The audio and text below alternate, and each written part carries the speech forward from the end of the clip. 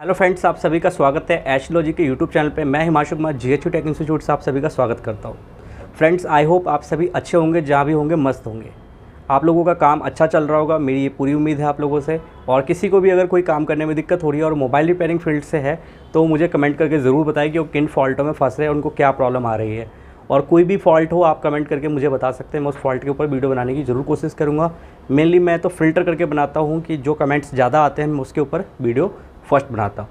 तो आज का जो क्लास है वो है डेड मोबाइल का, जो कि हम लाइव रिकॉर्ड कर रहे हैं अपने क्लास का। इस क्लास में आपको डेड मोबाइल का फॉल्ट डायग्नोस कैसे करा जाता है ये देखने को मिलेगा।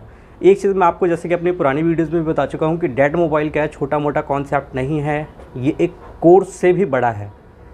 पूरा मोबाइल रिपेयरिंग कोर्स में सबसे जो मतलब मेन काम है वो डेड मोबाइल रिपेयर करना ही सीखना है। चाहे आप कहीं से भी कोर्स कर रहे हैं, डेड मोबाइल को प्रॉपर्ली 1 बाय 1 सीखें। क्योंकि देखो, 1-2 दिन की क्लास से आप ये सीख नहीं पाएंगे, 3 दिन की भी नहीं। हो सकता है आपको 1 हफ्ता लग जाए, 15 दिन लग जाए, 20 दिन लग जाए सिर्फ डेड मोबाइल को समझने में। क्योंकि डेड मोबाइल जो बहुत सारे जगहों से फॉल्ट होता है, मतलब डेड का जो फॉल्ट है ना वो किसी भी मोबाइल में वो बहुत सारे रीजनों से क्रिएट होता है।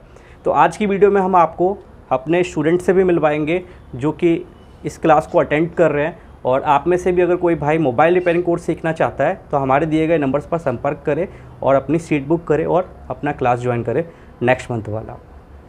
आपको पता है कि हम स्लॉट कम रखते हैं। स्लॉट में ये रहता है कि 5 फ्रेशर और 5 एक्सपीरियंस तो सीट लिमिटेड होती है अपनी। अगर आप सीखने का इच्छा रखते हैं मोबाइल रिपेयरिंग, चाहे फ्रेशर है चाहे एक्सपीरियंस है, तो अपनी सीट बुक कर सकते हैं। तो आज का जो टॉपिक है वो डेड मोबाइल में आपको बता चुका हूँ। अब मैं आपको लेके चलता हूँ सबसे पहले अपने स्टूडेंट्स के पास, फिर हम अपने टॉपिक को स्टार्ट करेंगे। एक एक करके ना आप लोग अपना नाम और डिटेल बताइएगा। क्लास में आज जॉली सर भी हैं जो कि आगे माइक को पास करेंगे, अपने बारे में थोड़ा सा इंट्रोडक्शन देखें। हेलो माय डियर फ्रेंड्स, मैं जसमीत जॉली आप सबका स्वागत करता हूं जेएचयू टेक इंस्टीट्यूट में। आज हमारे स्टूडेंट्स, चाहे वो एडवांस के हो बेसिक लैब के, बेसिक लैब वालों ने इच्छा जताई थी कि एडवांस में हमें क्या क्या चीज़ सीखने को मिलेगी। आज उसी चीज़ की लाइव क्लास चल रही है। सबसे पहले मैं ये स्टूडेंट के पास फॉरवर्ड कर रहा हूँ, ये अपने बारे में इंट्रोडक्शन देंगे और आगे पास करते जाएंगे। सर, मेरा नाम आकिल है। आप उसकी तरफ सामने बोलिए। मेरा नाम आकिल है और मैं फ़रुखाबाद यूपी से आया हूँ। मुझे 6 महीने का एक्सपीरियंस है। हेलो फ्रेंड्स, मेरा नाम दविंदर है और मैं पंजाब से आया हूँ। मुझे 8 साल का एक्सपीरियंस है सर। सर से बहुत अच्छा सिखाते हैं सर, और मैं अप्रिशिएट करना चाहता हूँ कि सर इस ऐसी नॉलेज देते हैं डेड मोबाइल पे। हेलो फ्रेंड, मेरा नाम राजेश कुमार है, मैं बिहार से हूँ। मैं फ्रेशर हूँ, बिल्कुल फ्रेशर था, मतलब कुछ नहीं नॉलेज था। मेरा आया हुआ 25 दिन हो गया। तो सर अच्छा सिखाते, बहुत कुछ सीखने को मिला। आगे भी सीखेंगे, उसके बाद ही घर जाएंगे। हेलो फ्रेंड्स, मेरा नाम शब्बीर है, मैं झारखंड से हूँ और मैं अभी फ्रेशर हूँ। मैं यहाँ पे आया हूँ सीखने के लिए। हेलो फ्रेंड्स, मेरा नाम मुंजिल हसन है, मैं आसाम से हूँ और मैं 2 साल से होल्डर जैक वगैरह लगा लेता था। अभी मैं और आगे सीखने के लिए आया। सर बहुत अच्छा सिखा रहे हैं और आगे सीखने मिलेगा। हेलो फ्रेंड्स, मेरा नाम फ़हीम है, आई एम फ्रॉम गाज़ियाबाद और मैं फ्रेशर हूँ और दूसरे इंस्टीट्यूट से आया हूँ। मैं 2 महीने अपने वेस्ट करके और बहुत अच्छा लग रहा है यहाँ पर आके। हेलो फ्रेंड्स, मेरा नाम नारिंद वर्मा है, मैं प्रतापगढ़ उत्तर प्रदेश से आया हूँ। मैं 2 महीने से सीख रहा हूँ और सर बहुत अच्छा सिखाते हैं। हाय एवरीवन, मेरा नाम आशीष गुप्ता है। मैं 2 महीने से कोर्स कर रहा हूँ और मैं अप्रिशिएट कर रहा हूँ इंस्टीट्यूट को, और मैं थैंक यू बोलना चाहूँगा सर को। और मेरा 10-15 दिन का और कोर्स रह गया है, ये डेट के बाद मेरा कोर्स कंप्लीट हो जाएगा। तो मैं टोटली एग्री करता हूँ जेएचयू से। Thank you. हेलो फ्रेंड्स, मेरा नाम मनीष है, मैं रेवाड़ी हरियाणा से आया हुआ हूँ। मुझे 6 मंथ का एक्सपीरियंस है और मैं जेएचयू इंस्टीट्यूट्स को बधाई देना चाहता हूँ कि इधर आओ, आप एक बार विजिट करके देखो, आपको बेस्ट लगेगा। बस। हेलो फ्रेंड्स, मेरा नाम सलीम अंसारी है और मैं झारखंड पलामू से हूँ। मेरे को 1 हफ्ता अभी लगभग हो रहा है और सीखने को मिलेगा इसका आगे। बहुत अच्छा यहाँ पे सिखाया जा रहा है और जिसको भी सीखना है आ सकते हैं। हेलो फ्रेंड्स, मैं गोपाल कुमार, मैं बिहार से हूँ और यहाँ पे बहुत बढ़िया से सिखाते हैं और सर मैं तो बस एक बार और कहना चाहूँगा कि यहाँ पे इतना बढ़िया सिखाते हैं कि मैं एक हफ़्ता से लमसम सीख रहा हूँ और इतना अच्छा लग रहा है कि मैं तो कोशिश करूँगा कि और आए स्टूडेंट और सीखने का पूरा कोशिश करें।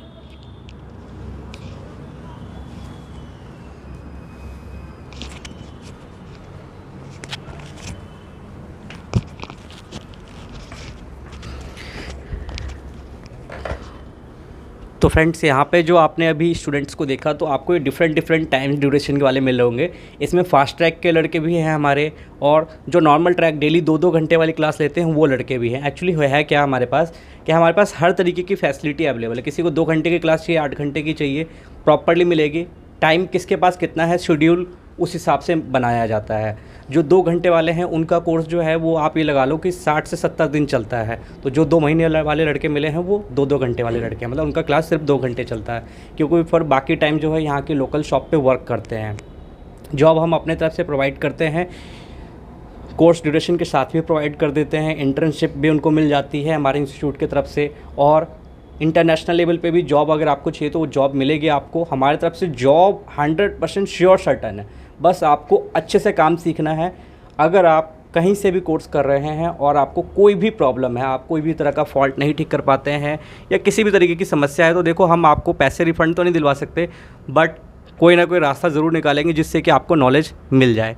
तो आप मेरे से संपर्क कर सकते हैं। जो ये नंबर है आपको डायरेक्टली इस पर मेरे से ही बात होगी, और आप JHU टेक इंस्टीट्यूट में विज़िट करके अपनी सेटिस्फेक्शन के बाद एडमिशन लें। और जिन लोगों को हम पे ट्रस्ट है वो ऑनलाइन अपनी सीट बुक कर सकते हैं नेक्स्ट मंथ के लिए। तो चलिए अब आज के टॉपिक पे आते हैं। आज एक फ़ोन है जिसको हम लाइव रिपेयर करके दिखाने वाले हैं कि क्या फ़ॉल्ट है। एक्चुअली ये डेड है। अब ये डेड किस केस में है, इस पर एक प्रॉपर केस स्टडी करेंगे। ये फ़ोन क्या है कि ऑलरेडी ना मतलब इसे वर्क किया हुआ है, तो क्या वर्क किया नहीं किया है मुझे नहीं पता, बट इस पर हम देखेंगे एक एक करके कि क्या फ़ॉल्ट है। तो अब हम इस फॉल्ट को सबसे पहले डायग्राम के थ्रू अपने स्टूडेंट्स को समझाएंगे कि डेड मोबाइल आने पर क्या क्या चीज़ें चेक करनी होती है और कैसे फ़ॉल्ट को रिज़ॉल्व किया जाता है। तो चलिए अब हम चलते हैं अपने लैपटॉप की स्क्रीन पर, जहां पर हम आपको बताएंगे कि कोई भी डेड फ़ोन आने पर किस तरीके से आपको फॉल्ट फाइंडिंग स्टार्ट करनी है। जो फॉल्ट फाइंडिंग की जाएगी उसमें मैंने जैसे कि आपको बता रखा है, फॉल्ट जहाँ मिल जाता है हमें, हम वहीं पर वीडियो को द एंड कर देते हैं। तो होता क्या है, डेड मोबाइल सिर्फ एक टॉपिक नहीं है, ये बहुत बड़ा है। जितना बड़ा आपका मोबाइल रिपेयरिंग कोर्स है ना, उसका 90% डेड मोबाइल है, बाकी सब 10% के अंदर में, क्योंकि छोटे छोटे फॉल्ट्स हैं।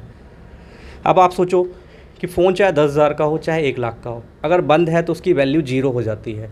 तो यही चीज़ आपको सीखनी है।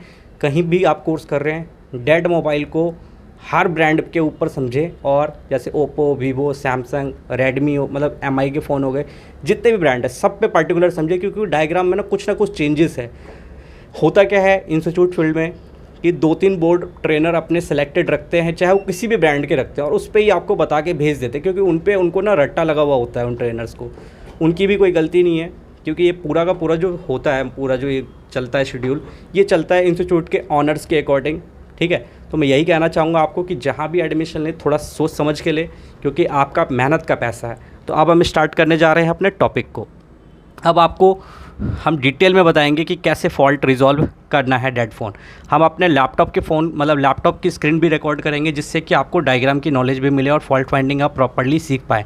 तो मेरा सभी स्टूडेंट से रिक्वेस्ट है कि बिना अपने कंसंट्रेट को इधर उधर किए हुए प्रॉपर डायग्राम के ऊपर समझना है। अब हम इसकी रिकॉर्डिंग ऑन करने जा रहे हैं। रिकॉर्डिंग हम किसके लिए कर रहे हैं? जो हमारे व्यूवर्स ऑनलाइन मोबाइल रिपेयर करना सीख रहे हैं, या उन्होंने किसी इंस्टीट्यूट से कोर्स कर लिया और डेड फ़ोन नहीं ठीक कर पा रहे, तो उनको एक आइडिया हो कि उन्होंने जो कोर्स किया या जो करने की सोच रहे उन्हें कैसे सीखना चाहिए डेड मोबाइल या मोबाइल रिपेयरिंग कोर्स कैसे सीखना चाहिए। ये हम आपको एक लाइव क्लास दिखा रहे हैं कि ऐसी क्लास सीखी जाती है। चलिए स्टार्ट करते हैं। अब अपना यहाँ पर लैपटॉप स्क्रीन की रिकॉर्डिंग स्टार्ट हो चुकी है।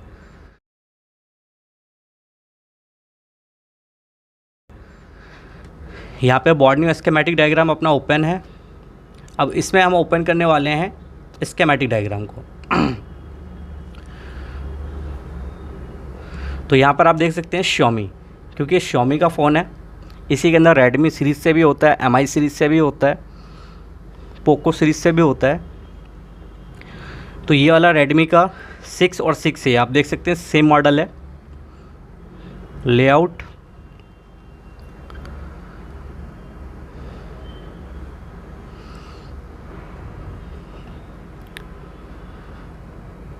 खुलने का वेट कर रहे हैं हम।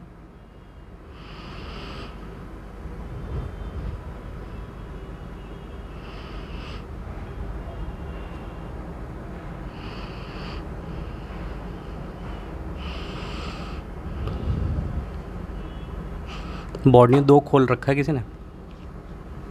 अब यहाँ देखिए 2 खुला हुआ था, इस वजह से बॉडी ओपन नहीं हो रहा था। फाइनली ओपन हो चुका है, लेआउट ओपन हो गया। अब हम डायग्राम को ओपन कर रहे हैं। वीडियो अगर लंबी रहे तो जिनको नॉलेज चाहिए, तो देखो knowledge 5-7 minute, 8 minute, 10 minute, 15 minute की वीडियो में नहीं मिल पाएगी। तो वीडियो लंबी हो सकती है, तो उसके मैं आपकी मतलब शॉर्ट करके नॉलेज को शॉर्ट नहीं करना चाहता। तो वीडियो को आपको शुरू से अंत तक ही देखना होगा, और वो भी बिना स्किप किए हुए। आप सोचिए कि लोग पैसा दे रहे हैं और फिर भी नहीं सीख पा रहे, तो आपको एक वीडियो से अगर नॉलेज मिल रही है तो उसको प्रॉपरली देखिए, जिससे कि आपको एक आइडिया भी होगा कि कोर्स में सीखा कैसे जाता है। बहुत कुछ पता लगेगा आपको इस वीडियो से। और चैनल पे अगर आप फर्स्ट टाइम आए हैं तो चैनल को सब्सक्राइब ज़रूर कर लें, और अपने टेक्निकल फ्रेंड्स के बीच में इस चैनल को शेयर ज़रूर करें, जिससे कि उनको एक चैनल के बारे में पता लग सके। तो अब देखिए यहाँ पर Redmi 6A का लेआउट ओपन हो चुका है। ये यहाँ पर डायग्राम है। तो सबसे पहले कोई भी फ़ोन अगर आपके पास डेड आता है तो उसकी टेस्टिंग कहाँ से स्टार्ट करनी है, ये सभी का क्वेश्चन रहता है। और कई लोगों ने मेरे को ये कमेंट करके भी पूछा है कि सर टेस्टिंग कहाँ से स्टार्ट करें। तो देखो मैं आपको बेसिक पे ले जाके टाइम ख़राब नहीं करूँगा। सबसे पहले मैं आपको बता दूँ कि आपका सब बोर्ड और CC फ्लैक्स का जो पत्ता होता है वो सही होना चाहिए। उसके बाद जो टेस्टिंग है, मतलब नीचे का मैं बेसिक चीज़ छोड़ रहा हूँ, मेन बोर्ड से आपको स्टार्ट कर रहा हूँ। तो आपको सबसे पहले जो फॉल्ट फाइंडिंग है वो स्टार्ट करनी है वीबस लाइन से। वीबस लाइन से क्यों करनी है? क्योंकि वीबस लाइन फ़ोन के मदरबोर्ड की वी इन सप्लाई होती है, यानी बोल्ट इन होती है। तो इसमें अगर वोल्टेज नहीं जनरेट होगा, या फिर आप रिवर्स टेस्टिंग भी कर सकते हैं, जैसे बैटरी कनेक्टर से भी कर सकते हैं। मतलब या तो आप वीबस की तरफ से जाएं या फिर वी बैट की तरफ से जाएं। तो चलिए वीबस की तरफ से चलते हैं। J1901 कोड है। ये देखिए यहाँ हमने ये पेस्ट कर दिया है डायग्राम में। इसको पेस्ट करना है हमें, J1901। हमने यहाँ इसको सर्च किया तो नीचे जो बोर्ड होता है उस पर से जो कनेक्शन बनते हैं, तो आप ये देख सकते हैं कि सामने यहाँ पर डिटेल दिया हुआ है वीबस का। तो वीबस की जो पिन है वो 29, 30 और 34, और इस साइड में भी ये पिन यहाँ पर आती है, देख सकते हैं आप। तो हमें वीबस की लाइन ट्रेस करनी है। तो देखो वीबस की लाइन जो होती है वो कुछ कंपोनेंटों से होती है, और TP पॉइंट ये इसका टेस्ट पॉइंट है। यहाँ पर अगर हम सप्लाई चेक करेंगे तो हमें 5 वोल्ट की सप्लाई मिलनी चाहिए। तो मैं आपको टेस्टिंग भी दिखाता जाऊँगा और प्रॉपर्ली समझाता भी जाऊँगा, एक्सप्लेनेशंस भी देता जाऊँगा। तो मैं साथ के साथ दोनों चीज़ों को कवर करने की पूरी कोशिश करता हूँ। कैमरे को बिल्कुल पास में ले आइए इस तरफ, जिससे कि मैं वोल्टेज वगैरह प्रॉपर्ली चेक करके दिखा सकूँ।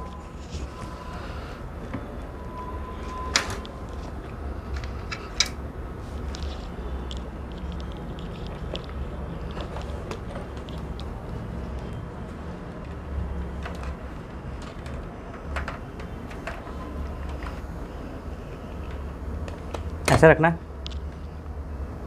ऐसे वीडियो रिकॉर्डिंग ठीक आएगी, क्योंकि हम चाहते हैं हमारे व्यूअर्स समझ सके पूरा प्रॉपर्ली। देखो अब सबसे पहले हमें 5 वोल्ट की सप्लाई चेक करनी है। कहाँ पर? वीबस के ट्रैक पे। इसका TP नंबर क्या है? 14, यानी 14 नंबर TP है इसका। डायग्राम से इसके कोड को हमने कॉपी किया। अब हम इसे जाके लेआउट पे पेस्ट करने वाले हैं। ये TP पॉइंट जहाँ भी होगा वहाँ हमें 5 वोल्ट की सप्लाई चाहिए। तो ये तो पत्ते के नीचे हो गया। पत्ते के नीचे के लिए हमें पत्ता हटाना पड़ेगा, तो यहाँ तो हम टेस्ट कर ही नहीं सकते। चलो इसके लाइन के कंपोनेंट्स देखते हैं। इसके लाइन के देखो ये TVS डायोड लगा हुआ है, कैपेसिटर्स लगे हुए हैं। तो हम इसके साथ ना बिट मैप को भी खोल लेते हैं, जिससे कि हमारी काफ़ी हेल्प होगी और कम से कम देर में ज़्यादा से ज़्यादा एक्सप्लेनेशंस हो पाएंगे। ये बिट मैप है अपना।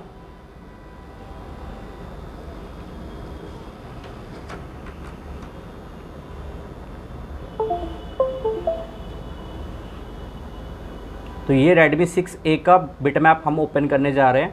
अब ये बिटमैप मैं क्यों ओपन कर रहा हूँ आपको बता देता हूँ। जब भी आप फॉल्ट फाइंड करें और उस मॉडल का अगर बिटमैप अवेलेबल है तो आप उससे बहुत ही हेल्प ले सकते हैं। वो क्या हेल्प करता है, कैसे आप उसको 100% यूज़ करें, वो अभी मैं आपको बताऊँगा एक बार ये ओपन हो जाए।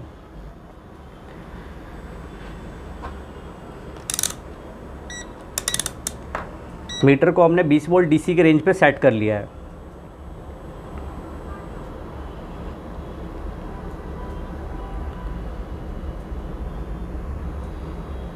बोर्नियो कुछ आज ज़्यादा ही टाइम ले रहा है। अब देखिए यहाँ पर ये खुल चुका है। अब मैंने इसको क्यों ओपन किया है मैं उसका बता देता हूँ आपको रीज़न।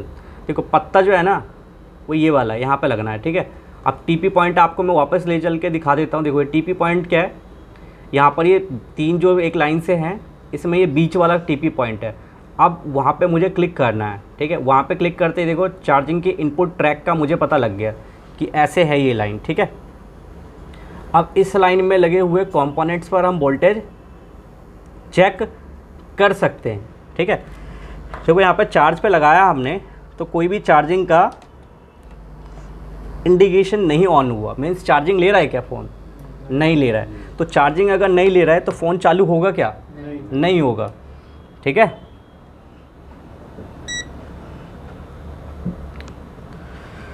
अब इस बोर्ड को हमें बैक साइड की तरफ घुमाना है। थोड़ा सा वीडियो लंबा रहेगा, थोड़ा सा क्या ज़्यादा भी हो सकता है, तो उस चीज़ का ध्यान रखना है कि वीडियो को अगर आप प्रॉपरली नहीं देखेंगे तो कोई भी कहानी समझ में नहीं आएगी।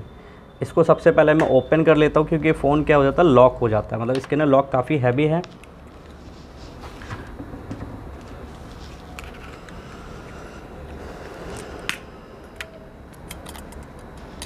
क्योंकि देखो इसका जो वीबस का ट्रैक है ना वो पीछे आ रहा है इस जगह पर, ठीक है, ये इस जगह पर आ रहा है। तो मुझे यहाँ पर वोल्टेज चेक करने हैं। मैं बोर्ड को भी उसी डायरेक्शन में कर देता हूँ जिससे समझने में दिक्कत ना हो। अब वीबस इस पर मैं फिर से इनपुट करने वाला हूँ। देखो इंडिकेटर यहाँ ऑन हो जाता है, मीन्स चार्जिंग इनपुट, मतलब चार्जिंग इन हो रहा है इसमें, बट कोई भी इंडिकेशन बैटरी लगने पे नहीं हो रही थी।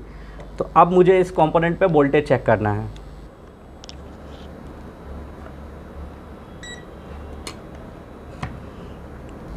ग्राउंड मैंने यहाँ से ले लिया, ठीक है। और फ्रेंड्स यहाँ पे जो ये कंपोनेंट है वो देख लेते हैं कौन सा वाला है।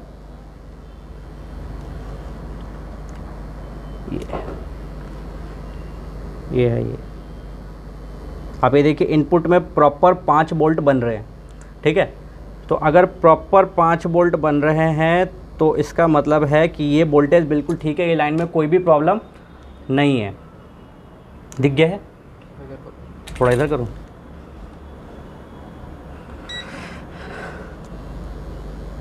ये देखिए, जो लोग नहीं देख पाए मैं उसको दोबारा चेक करके दिखा रहा हूँ, खासकर पे हमारे व्यूवर्स को। ये देखिए 5.2 की सप्लाई बन रही है, यानी ये वाली लाइन यहाँ तक तो ठीक है। अब हमें इससे आगे की लाइन की ट्रेसिंग करनी है। वापस हम आते हैं अपने लेआउट पर और डायग्राम पर। अब ये वीबस सबको पता है आप लोगों को कि कहाँ जाना है। चार्जिंग सेक्शन हो गया है ना आप लोगों का, एक बार इनकी तरफ दिखाइए। तो जो फ्रेशर अभी बैठे हैं ना इस बीच में, जिनको सिर्फ ये दिखाने के लिए आज हमने बिठाया है कि आगे एडवांस क्लास में क्या सिखाया जाएगा, उनका तो चार्जिंग सेक्शन नहीं हुआ है, लेकिन जो एडवांस में लड़के चल रहे हैं उन्हें पता है। तो ये USB इन सप्लाई कहाँ जाती है, OBP IC पे जाती है। तो ये 3 पिनों पे इन हो रहा है और 3 पिनों से आउट हो रहा है अभी बस, ठीक है। तो अब हमें ये लाइन जो है इस वाले डायोड से चेक करना है, मतलब किसी भी इसके लाइन में लगे हुए कोई भी कंपोनेंट पर हम ये वोल्टेज चेक कर सकते हैं। तो इसकी लोकेशन में दिखाने जा रहा हूँ, किसके थ्रू, लेआउट के थ्रू। तो देखो ये कहाँ लगा हुआ है, TVS जो है वो ठीक OBP IC के राइट हैंड पे लगा हुआ है, ठीक है। मेरा राइट हैंड है, जो वीडियो देख रहे हैं उनका आप देख लेना कौन से हैंड पे, ठीक है। अब बिटमैप पे आ जाते हैं हम और देखते हैं कहाँ गया वो कंपोनेंट। लेआउट पे वापस आते हैं तो ये जो है अपना, ये इस जगह पर है, ठीक उस IC के नीचे। तो ये रहा, ठीक है। जूम करके मैं दिखा भी देता हूँ आपको कि वही TVS है यहाँ पर। ये देखिए TVS 5005 है।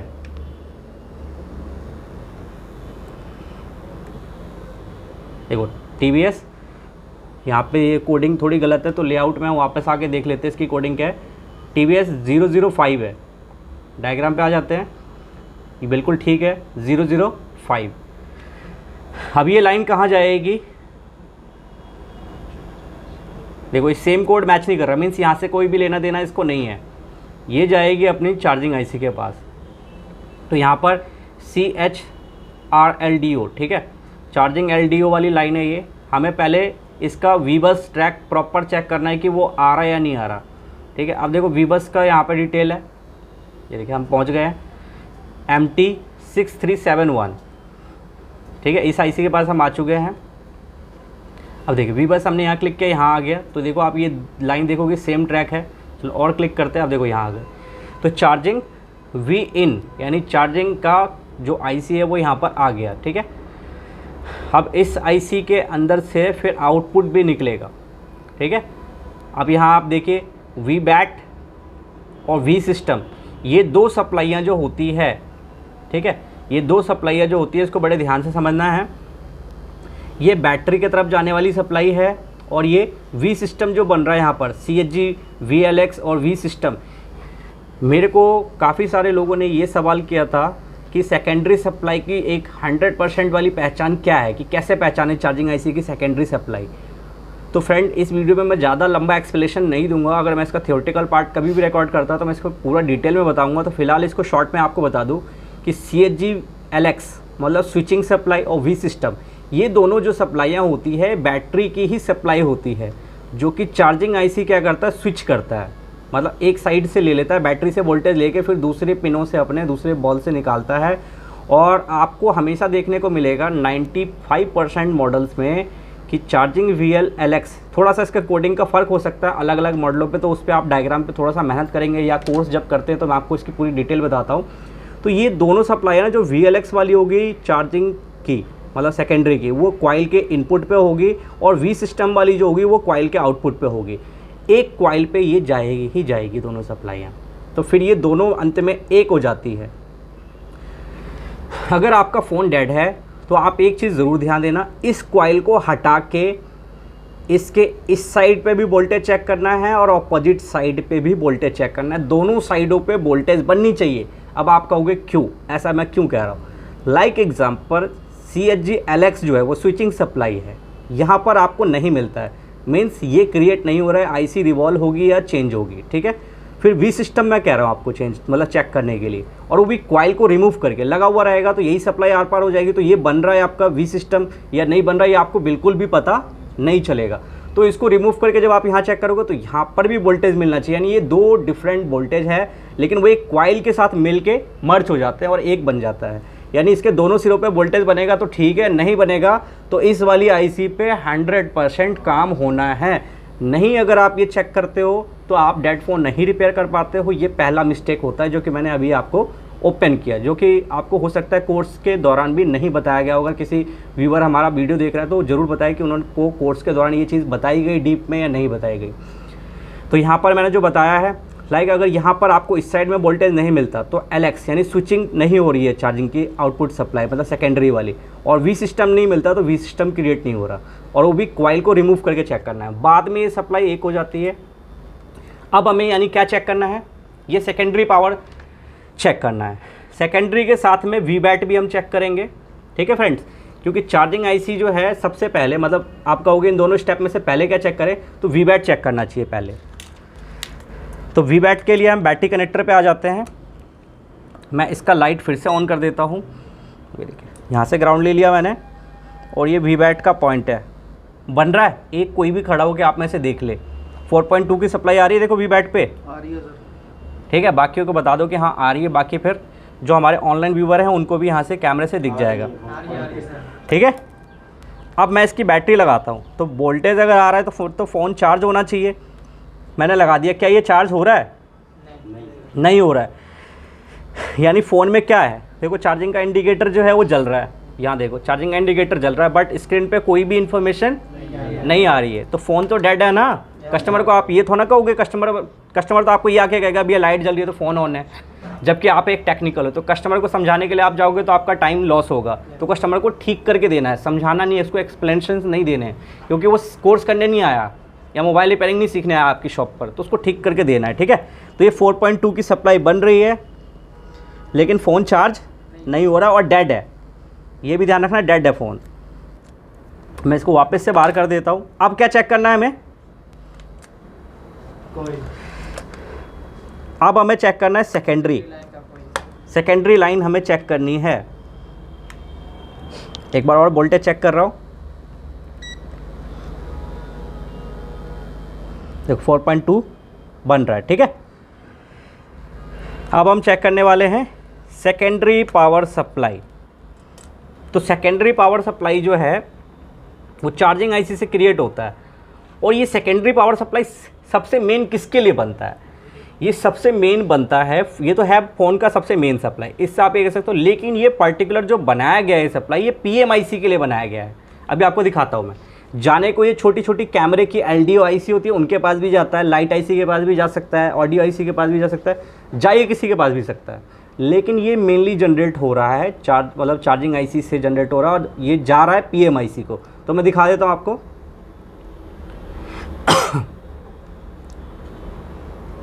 अब ये सेम कोड मैच नहीं कर रहा, हमें सेम कोड मैच करना है, ठीक है फ्रेंड्स। यहाँ देखिए V सिस्टम यहाँ इसका ये दिखा रखा है ब्लॉक डायग्राम। तो ब्लॉक डायग्राम में ये बता रखा है कि MT6357 और MT6371 ये दो आईसियाँ जो है आपस में V सिस्टम से चल रही है। तो ये तो पावर आईसी है, और ये वाली जो है ये चार्जिंग आईसी है, यानी चार्जिंग आईसी पावर आईसी को सप्लाई देती है। ये ब्लॉक डायग्राम भी बता रहा है। चलो और आगे देखते हैं। देखो V सिस्टम यहाँ से क्रिएट हो रहा है, ये डिटेल दे रहा है। ये मेन आपको डायग्राम पे आना है। ये देखिए अब हम कहाँ पहुँच चुके हैं, MT6357 के पास, ठीक है, 6357 के पास पहुँच चुके हैं। तो यहाँ पर आप देखोगे V इन वाली सप्लाई है, ठीक है। ये पूरी सप्लाई लाइन जो है वो है एक ही, लेकिन यहाँ पर देखो ये पावर आईसी की कितनी सारी पिनों पे जा रहा है ना। अब क्वेश्चन अगर किसी के दिमाग में ये आए कि सर ये अलग अलग पिनों पे क्यों जाता है, तो देखो ये लोड सप्लाई होता है। क्या होता है, लोड सप्लाई होता है, यानी इसके बाद ही पावर आईसी जो होता है ना वो अपने डिफरेंट आउटपुट बनाता है। देखो ये सारे आउटपुट तो तभी बनाएगा जब उसको खुद को इनपुट मिलेगा। तो खुद ये किस पे डिपेंडेंट है, चार्जिंग आईसी पे, ठीक है। अभी देखो मैं क्लिक करता रहूँगा, यही फाइनली मुझे यहाँ ले आएगा। अभी इससे मिलता जुलता कोड है तो वो मुझे यहाँ दिखा रहा है, ठीक है। थोड़ा सा और जूम कर देता हूँ जिससे वीडियो में अच्छा दिखे।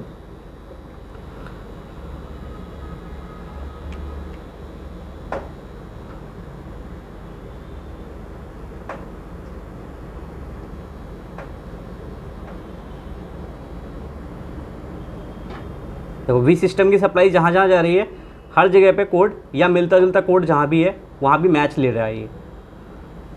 देखो V सिस्टम इधर साइड से भी इस पे इनपुट कर रहा है, तो ये चार्जिंग आईसी पर लेकर आ गया है हमें। देखो मिलते जुलते कोड पे ले आता है हमें। यहाँ से तो ये स्टार्ट ही हुई थी लाइन, ठीक है।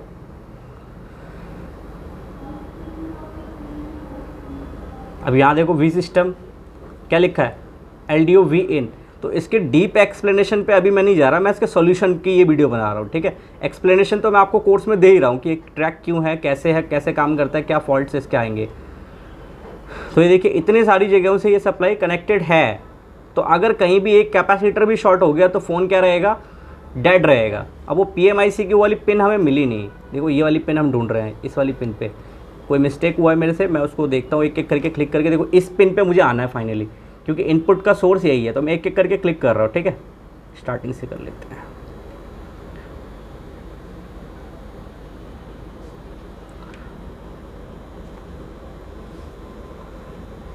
तो मैं जो ढूंढ रहा हूँ वो मिलते ही फिर मैं आगे का एक्सप्लेनेशन देता हूँ आपको। जो वीडियो में देख रहे हैं मुझे वो वीडियो में बने रहें, जिससे कि उनको प्रॉपर्ली डेड मोबाइल का रीज़न पता लगे और डेड मोबाइल क्यों नहीं ठीक कर पाते वो पता लगे। तो आप यहाँ देखेंगे ना तो VBAT का जो सिस्टम ट्रैक है वो काफ़ी ज़्यादा लंबा है।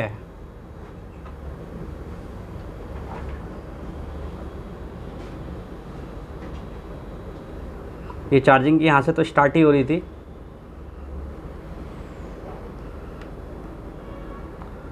फाइनली अब देखो यहाँ पर PMIC के पास यहाँ पे पहुँच गए हैं। देखो इसके अंदर आपको ये दिखेगा कि ये एक और यूनिट के अंदर में V सिस्टम जा रहा है। ये कौन सी IC है, ये देखो U2501। लेआउट पे लाके आपको दिखाता है कौन सी IC है। देखो U2001 जो है वो मेन PM है, ठीक है, जो CPU के नीचे है। और इसकी जो चार्जिंग IC है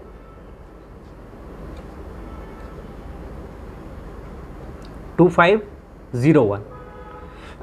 तो अभी हम उसी IC के पास पहुंच गए ना, 2501 यानी चार्जिंग वाली IC है ये। अब देखो ये जैसे मैं आपको कह रहा था V सिस्टम, तो एक छोटी सी IC उससे चल रही है, ठीक है। अब ये किसके लिए है, ये यहाँ पर जो ये देखिए यहाँ पर ये एक इंटरफेस, मतलब आप ये ले लो कि इसको इनपुट मिल रहा है और ये आउटपुट जिसके लिए भी जनरेट होगा ये वहाँ जाएगा। तो ऐसे ही छोटी छोटी कई ICयाँ जुड़ी हुई होती है। बक सप्लाई के लिए स्पेशली ये है यहाँ पर VS2 के लिए। अब देखो एक छोटी सी एक और IC जुड़ गई, ये IC स्पीकर की है, ठीक है, लाउड स्पीकर को चलाने के लिए, यानी रिंगर IC है जिसे ऑडियो PA-IC कोड में बोला जाता है। अब देखिए ऑडियो AMP यहाँ पे नाम भी दिया हुआ है। लाइक एग्जांपल ये वाला कैपेसिटर शॉर्ट हो जाए तो फ़ोन बंद हो जाए, तो रीज़न क्या रहेगा कि देखो ये सभी जो V सिस्टम सप्लाई है ये एक ही ट्रैक है, ठीक है। आपको ये चीज़ ना मैं बिट मैप पे समझाता हूँ, ठीक है फ्रेंड्स, जिससे कि आपको प्रॉपर्ली समझ में आए। तो सबसे पहले बिट मैप को समझाने के लिए मैं यहाँ पर आपको चार्जिंग IC के पास लेकर आऊँगा। देखो ये चार्जिंग IC की ना सेकेंडरी सप्लाई होती है, ठीक है, समझना, यहाँ से सेकेंडरी सप्लाई जनरेट हो रही है, ठीक है, ये चार्जिंग IC है, ठीक है फ्रेंड्स। अब इस कॉइल को आप ध्यान से देख लीजिए, जो मैंने आपको डायग्राम में दिखाया था ना कि ये लगा रहेगा चार्जिंग LX और V सिस्टम पे जो लगा हुआ था, ठीक है। इसका ऑपोजिट साइड आप देखिए कि कहाँ कहाँ से कनेक्टेड है। तो इसमें से कोई भी कैपेसिटर अगर शॉर्ट होता, अब आप ये देखिए PMIC को इनपुट मिल रहा है, ठीक है फ्रेंड्स, यहाँ देख सकते हैं आप कि PMIC को ये इनपुट मिल रहा है। अब ये कैपेसिटर शॉर्ट ज़रूरी नहीं कि ये ही हो, कैपेसिटर ये भी शॉर्ट हो सकता है। कैपेसिटर इस साइड में लगा हुआ बैटरी कनेक्टर के ठीक पास में लगा हुआ भी सेकेंडरी में ही जुड़ा हुआ है, ये भी शॉर्ट हो सकता है। तो आपको मैं क्या समझाना चाह रहा हूँ कि एक कैपेसिटर शॉर्ट होगा तो V सिस्टम पूरा का पूरा बंद हो जाएगा। तो ये अगर बंद हो जाएगा तो ऐसा कभी नहीं होता कि यहाँ वोल्टेज बन रहा हो और यहाँ ना बन रहा हो, हर जगह से वोल्टेज बंद हो जाएगा। तो हमने अब VBAT तो चेक कर ही लिया था, एक बार और मैं रिपीट कर देता हूँ VBAT का वोल्टेज, ठीक है। ये देखिए VBAT बन रहा है, ये देखिए VBAT बन रहा है और ये कैपेसिटर्स आप देख लीजिए जो पावर IC के ठीक पास में लगे हैं। मैं डायरेक्टली सेकेंडरी सप्लाई यहीं पर चेक करने वाला हूँ। बन रहा है तो आगे स्टेप चेक करेंगे, नहीं बन रहा है तो इसमें शॉर्टिंग ढूंढेंगे या लाइन में क्या दिक्कत है वो देखेंगे। अब ये देखिए यहाँ पर इस कैपेसिटर में मैं वोल्टेज चेक कर रहा हूँ, प्रॉपर 4.2 जनरेट हो रहा है। मैं इसकी लाइट ऑन कर देता हूँ जिससे अच्छे से दिखे। देखिए प्रॉपर 4.2 वोल्टेज जनरेट हो रहा है। कोई भी एक जन आप में से उठ के देख ले, ठीक है, 4.2 हो रहा है ना। तो यहाँ तक लाइन बिल्कुल ठीक है। अब हमें क्या चेक करना है, अब हमें चेक करना है, देखो अब हमें चेक करना है PMIC की जो बक कॉइल्स लगी होती है, VREG सप्लाई जो जनरेट होती है कि वो बन रही है नहीं बन रही। अब ये देखिए ये PMIC है, ठीक है। डायग्राम पे भी आ जाते हैं। U क्या कोड है उसका, U2001, U2001। अब इसको सर्च करते हैं। तो V सिस्टम तो आपने देख ही लिया कि यहाँ पे जनरेट हो रहा है, मतलब इन सारे पिन्स पर जा रहा है PMIC की, जो कि हमें बिट मैप भी बता रहे थे। इतनी सारी पिनों पे V सिस्टम सप्लाई बन रही है। ये PMIC की इनपुट हो गई।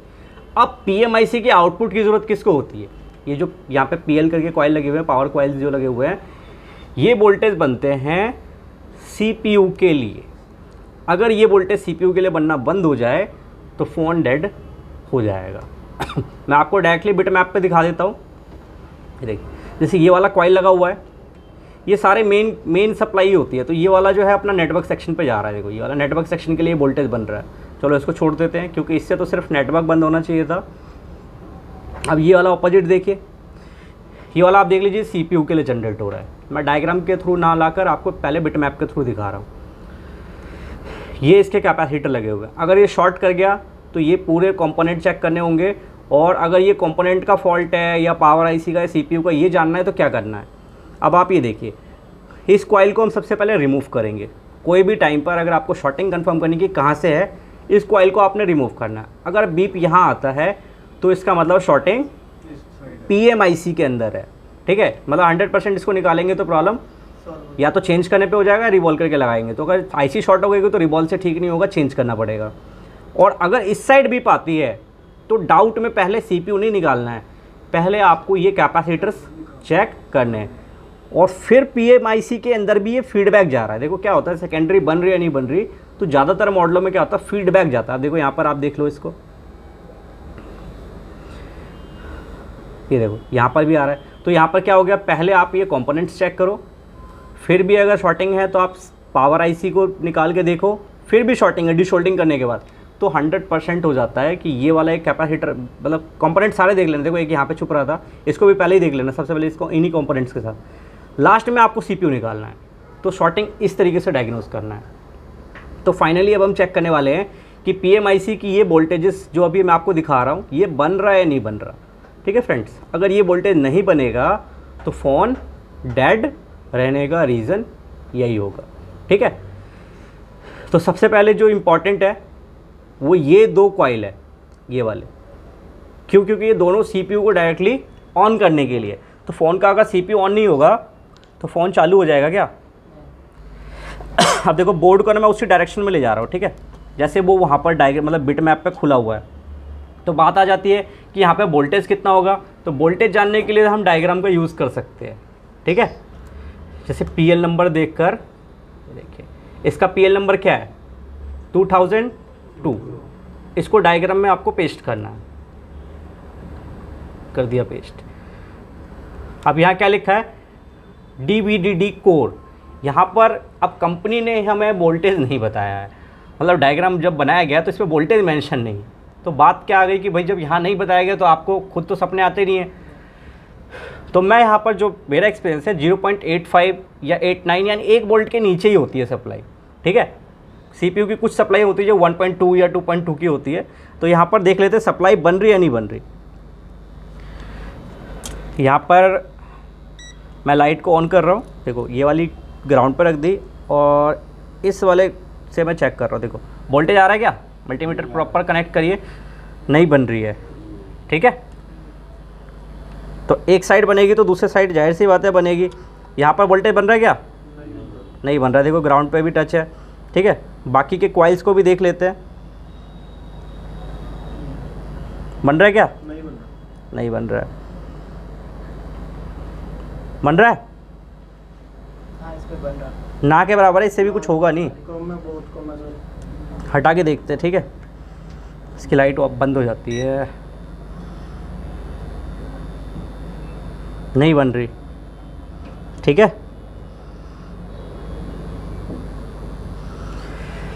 वोल्टेज नहीं बन रही। अब PMIC वोल्टेज जनरेट नहीं कर रहा है। तो इस केस में क्या लगता है आप लोगों को, थोड़ा इनकी तरफ दिखाइए, क्या करना चाहिए हमें? पहले कंपोनेंट चेक करने के लिए पहले कंपोनेंट चेक करें, चलो ठीक है, जो इस कॉइल से लिंक है जुड़े हुए हैं, ठीक है। तो मल्टीमीटर को हम ले आते हैं डायोड की रेंज पर, ठीक है। GR वैल्यू चेक करना इसे कहते हैं, GR। अब देखो मल्टीमीटर आ गया अपना डायोड की रेंज पर, इसमें बीप और डायोड कंबाइन है इस मल्टीमीटर में, ठीक है। अब मैं इस पे वैल्यू चेक कर लेता हूँ।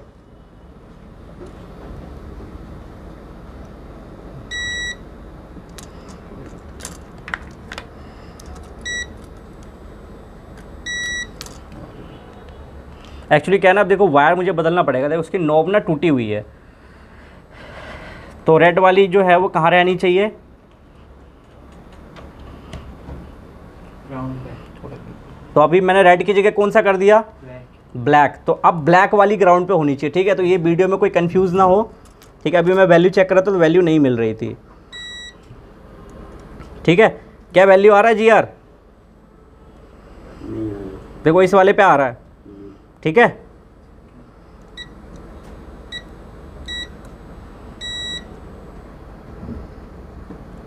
आ रहा है? जी आ रहा है। वहाँ से ना लग नहीं पाया था ठीक से, चलो इस एंगल से मुझे ठीक से नज़र आ रहा है। देखो आ रही है GR? नहीं आ रहा, दूसरा कंपोनेंट भी है ना, थोड़ा ध्यान से करना पड़ेगा। नहीं आ रहा, ठीक है। अभी आ रहा है? नहीं आ रहा। नहीं आ रहा। इस पे आ रहा है, इस पे भी आ रहा है, ठीक है। जिस पे नहीं आ रहा ना उस पे हम डबल क्रॉस चेक कर लेते हैं, नहीं बन रही है। अब ये देखो, जैसे ये वाला ट्रैक हमें ओके मिला था, तो देखो इसकी GR ओके है, ठीक है। अब इसकी GR नहीं आ रही है, देखो इसकी GR नहीं आ रही है। आ रही है क्या? टच हुई थी, आगे चलेगी। तो आके जाने को नहीं माना जाता। आ गई थी? मल्टीमीटर का सेल तो नहीं डाउन है? दूसरा मल्टीमीटर यूज़ कर लेते हैं।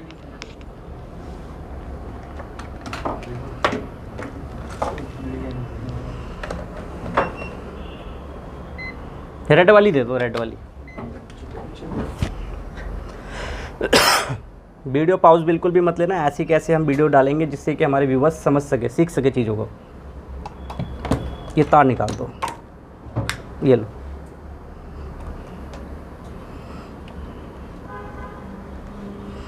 इसमें ना डायोड रेंज अलग से रहेगा, तो बहुत अच्छी चीज़ होती है, हमें प्रॉपर पता लगेगा, ठीक है। इधर यार बीच में ना कोई भी अगर लाइट बंद हो ना तो ऑन कर दिया करना, ठीक है। ठीक है। GR आ रहा है? आ रहा है? आ रहा है, लेकिन कम आ रहा है। आ रहा है?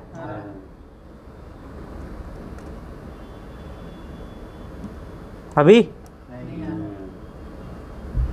नहीं आ रहा।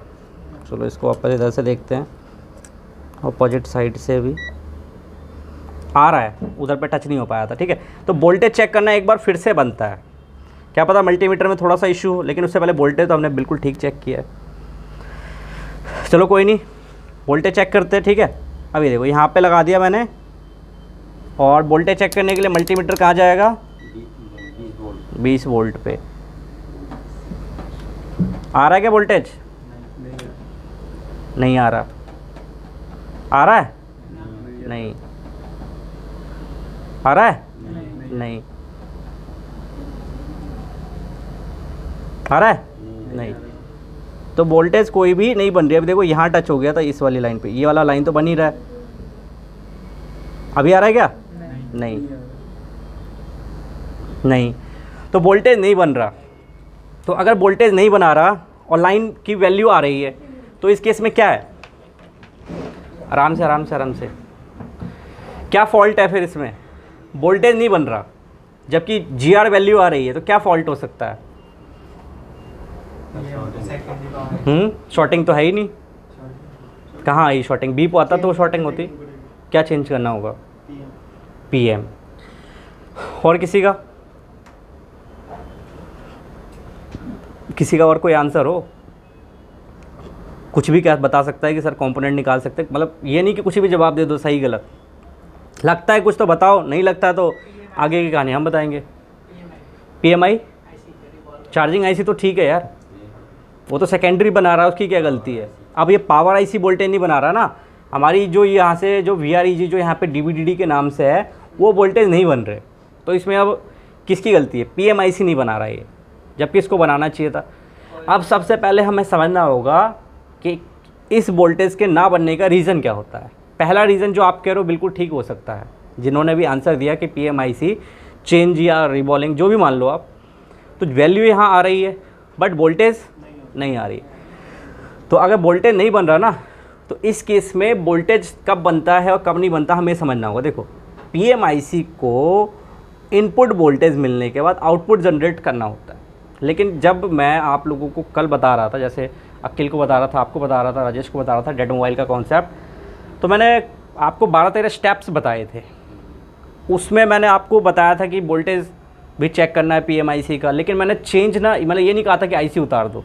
अब हमें आगे ये देखना है एक स्टेप और या 2 स्टेप और, कि वो ट्रैक ठीक है या ख़राब है। अगर वहाँ से हमें रिप्लाई मिलता है नो या यस, तो उसके अकॉर्डिंग हम इस आईसी को उतारेंगे या नहीं उतारेंगे हमें पता चलेगा। अब हमें अगला स्टेप क्या चेक करना होता है। जब भी आपको BREG सप्लाई यानी PMIC की आउटपुट सप्लाई CPU को जाने वाली या किसी भी IC को जाने वाली ना मिले, तो आपको उसके बाद क्या चेक करना है, मतलब पहले IC नहीं उतारना है, मैं रिकमेंड नहीं करता कभी भी, ठीक है। देखो PMIC के पास नोकिया का फ़ोन भी अगर आप याद करोगे तो क्रिस्टल होता था। दो तरह के क्रिस्टल होते हैं, एक ऑसिलेटर और एक RTC क्रिस्टल जो होता है वो एक्सटेल होता है। क्या होता है? एक्सटेल। और जो ऑसिलेटर होता है वो OSC होता है। दोनों की फ़र्क क्या है? जो RTC क्रिस्टल है उसकी फ्रिक्वेंसी होती है किलोहर्ट्ज़ में, KHZ में। किसमें?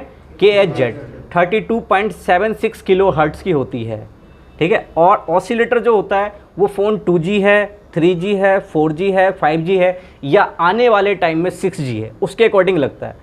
तो जैसे कोई नॉर्मल फ़ोन रहता है, जैसे 19.2 मेगाहर्ट्ज़ का क्रिस्टल लगा होता है ऑसिलेटर, किसी में 24 लगा होता है, किसी में 26 लगा होता है, किसी में आपको 39, 52 भी मिल सकता है। जैसे वाईफाई सेक्शन में 52 का मिलता है आपको ऑसिलेटर, तो वो आप डायग्राम में देख के समझ जाएंगे।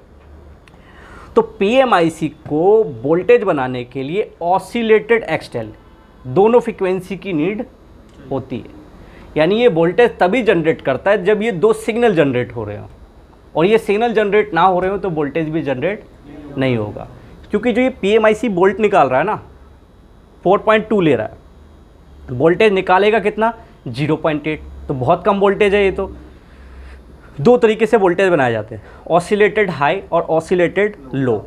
दोनों में ही क्या है, ऑसिलेटेड हाई हमारे में यूज़ नहीं होता है, वो LED TV में होता है। हमारे में होता है ऑसिलेटेड लो। इसका क्या मतलब है? वोल्टेज कम, एम्पेयर ज़्यादा। ये चीज़ तो मैं आप लोगों को पहले ही समझा चुका हूँ। अब ये 0.8 की सप्लाई होती है, किसी में इसमें 1500 mAh होता है, किसी में इसमें 3000 mAh होता है, किसी में इस ट्रैक में 4000 mAh होता है, किसी में 5000 mAh भी होता है।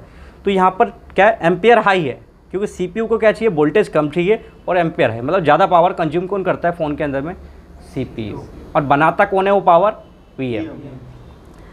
तो अब हमें इस क्रिस्टल ट्रैक पर ये देखना होगा कि इसकी फ्रिक्वेंसी है या नहीं है। तो फ्रिक्वेंसी देखने से पहले, जैसे मान लो किसी के पास DSO नहीं है, तो वो तो फ्रिक्वेंसी नहीं चेक कर पाएगा। तो क्या वो बिना DSO के रिपेयरिंग नहीं कर सकता है? कर सकता है।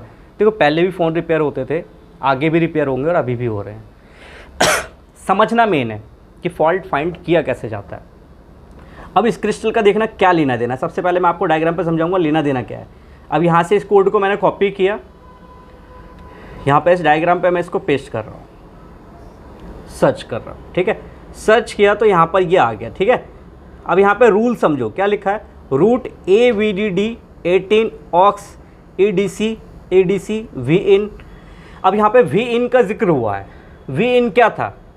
V सिस्टम जो PMIC को मिल रहा है, ठीक है। फिर क्या लिखा है? AVSS 18 aux DC। आप ये कह सकते हो कि ये वो फ्रिक्वेंसी है जो DC वोल्टेज को ऑक्स करवाता है। ऑक्स का मतलब तो आप लोग जानते हो, गाने सुनते हो ना आप, तो वो मोबाइल में जो होता है वो क्या होता है? हाई फ्रिक्वेंसी होता है। जो आप कान में लीड लगा के सुनते हो तो उसकी फ्रिक्वेंसी घट जाती है। अगर आप मोबाइल वाले दोनों स्पीकर कान के पास लगा लोगे तो क्या होगा? कान खराब हो जाएगा, बहुत ज़्यादा लाउड हो जाएगा। DJ थोड़ा ना यहाँ लगाएंगे।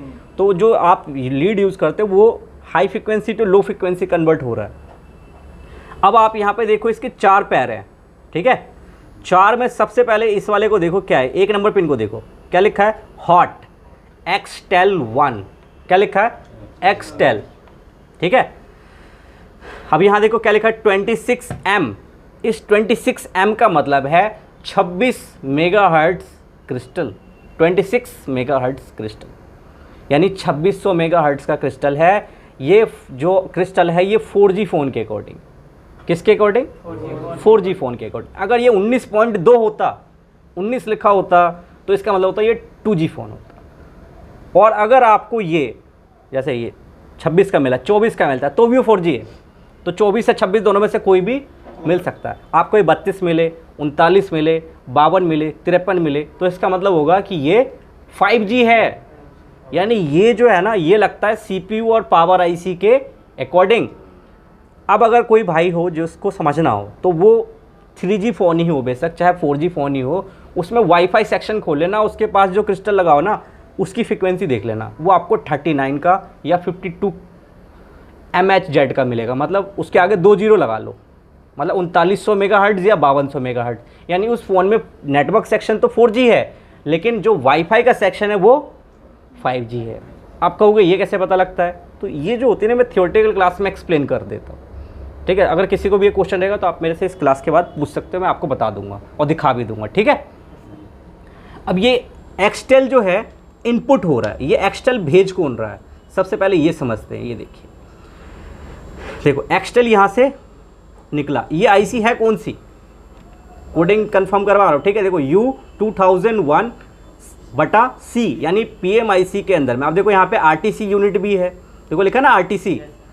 अब आप देखो RTC वाली लाइन अलग है, बट पहले मुझे कौन सा चेक करना है, MHz वाला, मेगाहर्ट्ज़ वाला। तो मेगाहर्ट्ज़ वाला हम चेक कर रहे हैं, अगर वो ठीक रहेगा तो हम इसको चेक करेंगे, यहाँ से भी फॉल्ट होता है। तो यहाँ देखो क्या लिखा है, 32K ये CLK जनरेट करवाने के लिए होता है। अगर ये लाइन नहीं बनती ना तो फ़ोन में CLK नहीं बनता, तो भी फ़ोन डेड रहता है। लेकिन उससे पहले किसका रोल है, एक्सटेल का।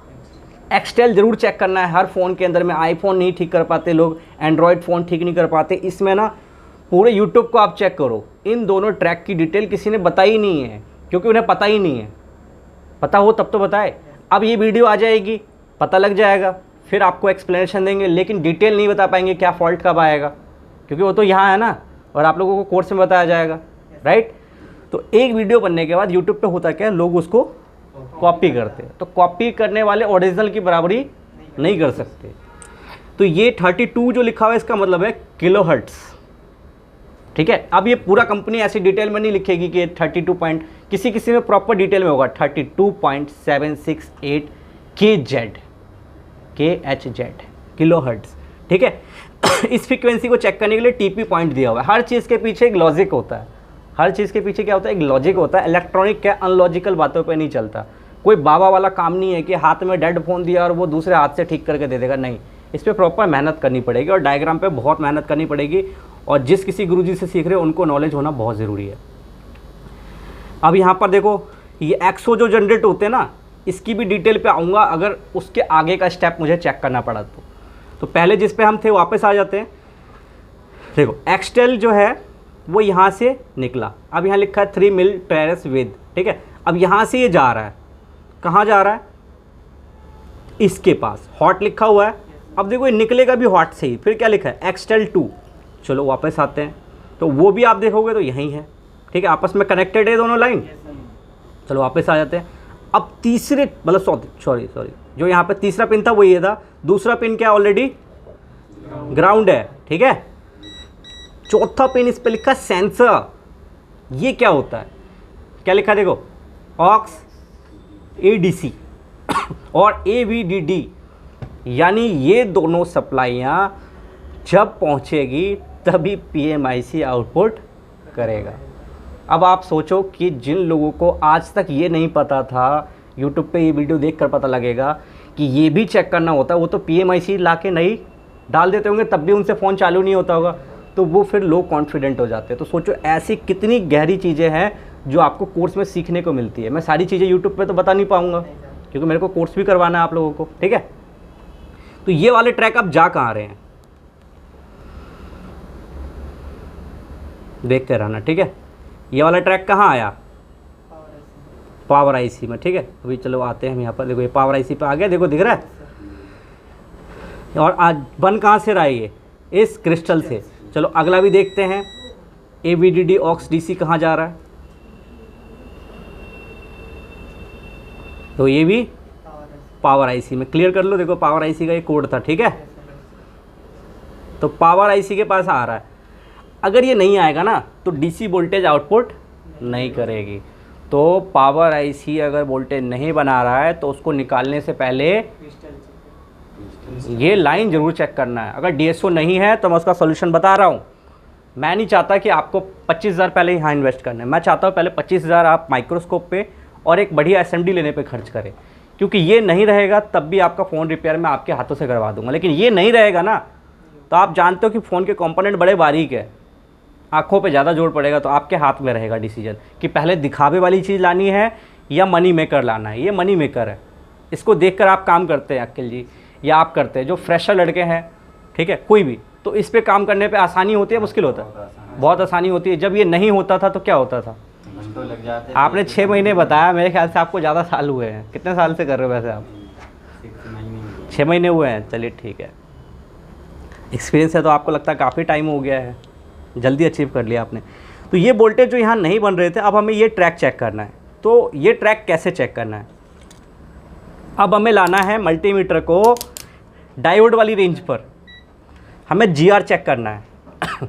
तो इस लाइन को चेक करने के लिए क्या करना पड़ेगा हमें? देखो इस वाली लाइन को सबसे पहले देखो 2 इनपुट है, एक्सटेल, एक्सटेल 2, 1 नंबर 3 नंबर। तो 1 नंबर पिन के रास्ते में क्या कोई कंपोनेंट है? नहीं। क्लिक करते हैं, देखते हैं, नहीं है। तो इस लाइन को हम चेक क्रिस्टल के पिन पे ही कर सकते हैं, तो इसको छोड़ देते हैं, क्योंकि मैं अभी क्या बता रहा हूँ इसके बगैर कैसे काम करना है। एक्सटेल 2 को देख लेते हैं, इसमें भी कंपोनेंट नहीं है। अब चौथी पिन आ गई, इसमें तो दिख ही रहा है एक रजिस्टर लगा है, ठीक है। इस वाले को देखते हैं, ये देखो एक कैपेसिटर दिख रहा है, ये C 2212 लेआउट में देखते हैं कहाँ है ये, सर्च, पावर IC ये रही, ठीक है, बिल्कुल कोने की तरफ से। चलो बढ़िया ही है, टेस्ट करने में आसानी होगी। मल्टीमीटर अपना कहाँ रहेगा? डायोड की रेंज पर। अब इस ट्रैक पे क्या आना चाहिए? इस ट्रैक पे हमें आना चाहिए वैल्यू कितनी, ये आप मल्टीमीटर की स्क्रीन पे देखो, आ रही है 750 GR गुड, ठीक है, इसका GR बिल्कुल ठीक है। चलो ये वाली लाइन ठीक है। अब अगला एक और लाइन रह गई ना इसमें, क्योंकि यहाँ से 2 लाइनें निकल रही थी। वापस आते हैं, अभी हमने कौन सा वाला चेक किया? ये वाला। अब हमें ये वाला चेक करना है, मतलब इस लाइन का कैपेसिटर चेक कर लोगे तो लाइन शॉर्ट आउट होगा तो आपको पता चल जाएगा। इस लाइन में है क्या कुछ चेक करने के लिए? हीरा कैपेसिटर है और FB फ्यूज बस, 2 चीज़ें लगी हुई है, हम दोनों में से कहीं भी चेक कर सकते हैं। तो जो साइज़ में बड़ा होगा ना उस पर चेक कर लेंगे। FB देखते हैं, वही है क्या? अरे ये तो रहा,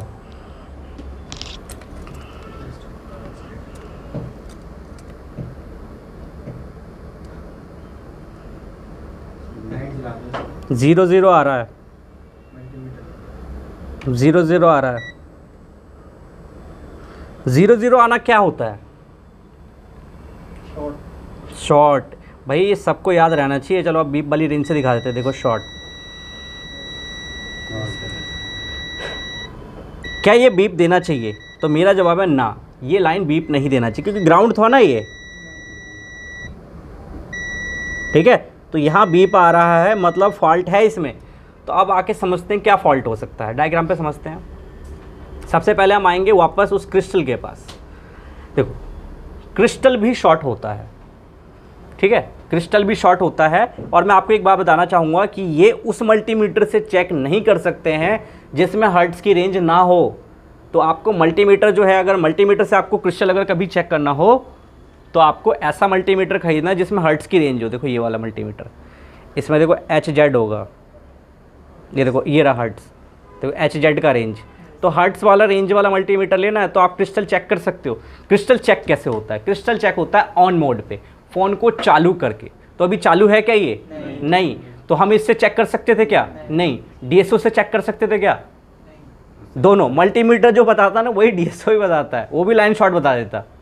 तो हम मल्टीमीटर से ही क्यों ना चेक कर ले, है ना।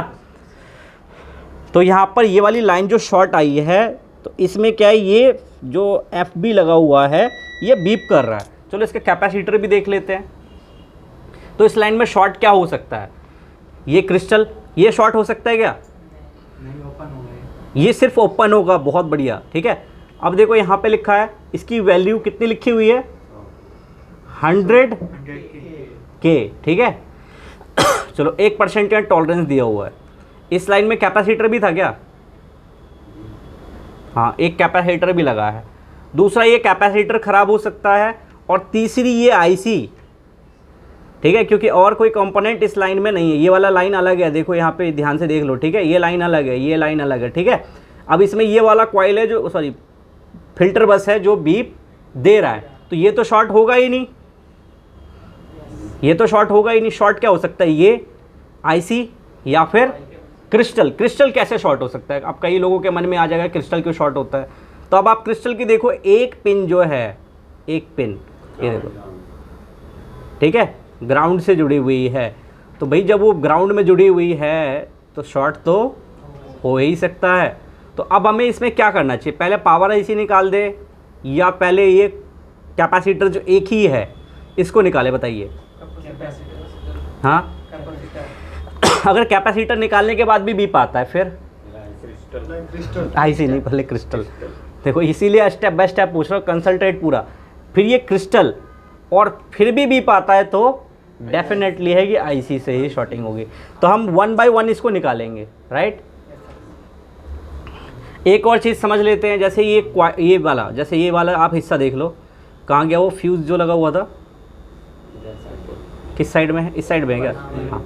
अब देखो जैसे हम ये फ्यूज़ निकाले तो अगर इस साइड बीप आएगा तो शॉर्टिंग इधर होगी, और इस साइड अगर बीप आएगा तो शॉर्टिंग, सब कुछ अपने हाथ में होता है।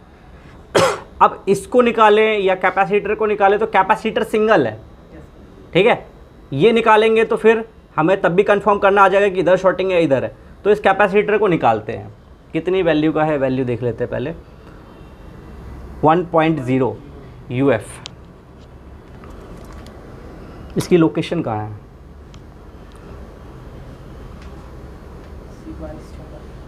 लेआउट में आएंगे,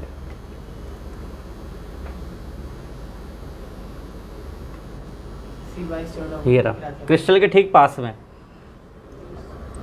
अब इसको हम फिर से बीप की रेंज पे चेक करेंगे।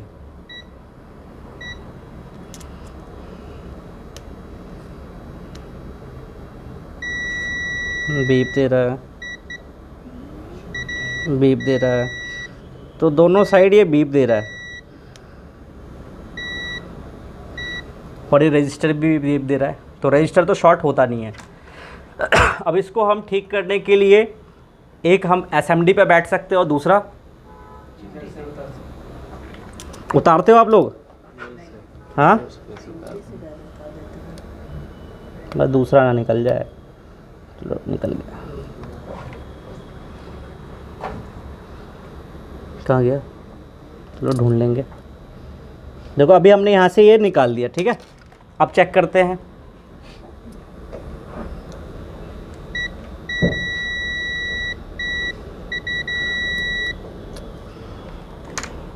शोल्डर कनेक्टेड तो नहीं है आपस में? कई बार तोड़ते हैं ना तो कनेक्ट हो जाता है दूसरे पिन से।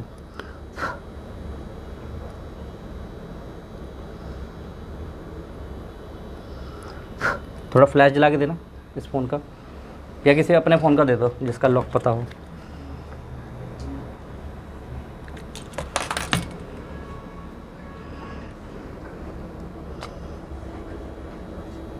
पकड़िए।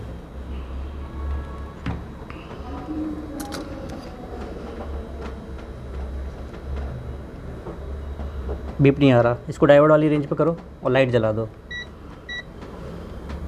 वैल्यू आ गई? अभी थोड़ी देर पहले इस वाले FB पे क्या आ रहा था? देखो ये रहा हुआ FB है ना। डायग्राम पे आते वापस, देखो ये लगा है वो FB, इस पे बीप आ रहा था। हमने अभी कौन सा कैपेसिटर तोड़ के हटाया है? ये वाला।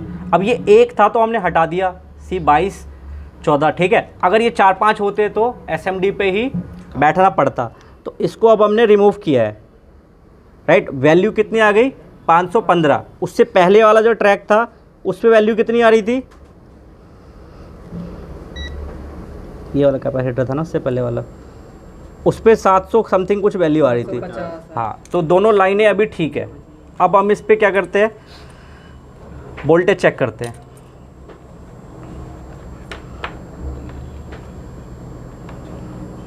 वोल्टेज वाली रेंज पे करो मल्टीमीटर को। ये इंडिकेटर पहले भी जल रहा था, अब देखो 0.1 की इंडिकेशन आई है, 0.1।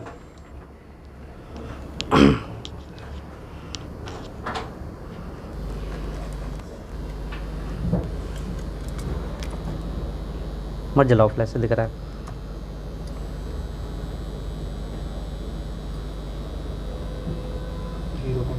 ठीक है, कितना वोल्टेज बन रहा है?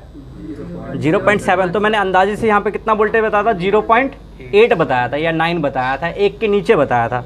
तो ये वाला वोल्टेज बन गया, ये वाला वोल्टेज बन गया। अब ये वाला चेक करते, इधर से चेक करते, इधर कंपोनेंट है। ये वाला वोल्टेज नेटवर्क सेक्शन पे जा रहा है, तो जब भी फ़ोन ऑन होता है तब बनता है। ठीक है, देखो ये वाला 8 का भी बन गया, 2.15। ठीक है, ये भी बन गया। तो वोल्टेज अभी बन रहे हैं। तो डायग्राम की मदद से हमने एक ऐसे फॉल्ट को अभी ढूंढा है जो कि छुपा हुआ था और PMIC निकालना पड़ सकता था। अब हम इसमें चार्जर लगा के देखते हैं।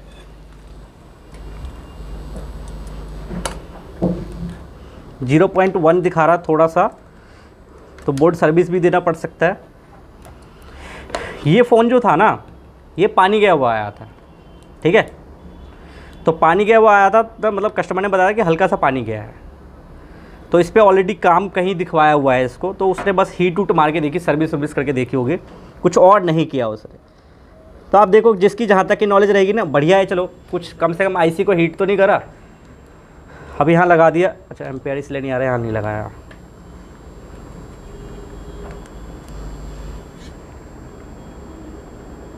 एम्पेयर आया क्या? अरे रुक गया था, नहीं आया था, मेरे को लगा कि और कुछ करना पड़ेगा। MI आ गया, चालू हो गया 82%। अब इस फ़ोन को ऑन करके देख लेते हैं। ठीक है,